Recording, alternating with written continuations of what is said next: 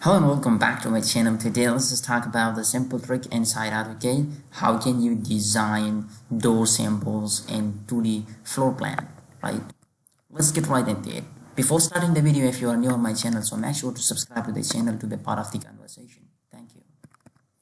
Simplest way is just to add a door is, let me just erase this and erase this one too, right?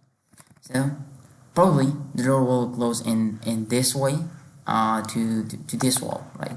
So we have to draw a circle and you have to start from that corner. On that you just want to close your door starting from somewhere here and click on here, right? Erase, Z enter, E enter, and right now what I can do, I will add a line from here somewhere here. Now I will trim, TR double enter, trim this region, this region, this region, and I will erase this. This is the simple way of adding the door. Thanks for watching.